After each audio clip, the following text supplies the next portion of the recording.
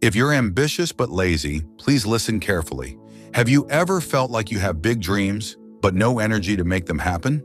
You tell yourself, I'll do it tomorrow, but tomorrow never comes. You want to write a book, get fit, or learn something new, but instead you scroll on your phone or watch TV. Why does this happen? It's not because you're lazy forever. It's because the task feels too big. When something feels overwhelming, your brain looks for comfort and says, let's do something easier.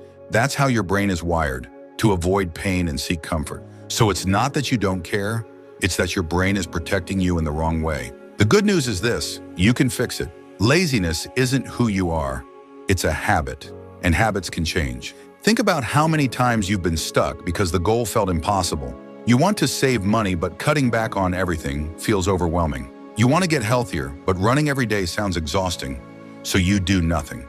But here's the truth. Big goals don't fail because people don't care. They fail because people try to do too much at once. So here's how you outsmart your brain. Step 1, make it small. Big tasks feel scary, small tasks feel doable. If you want to write a book, don't think about 200 pages.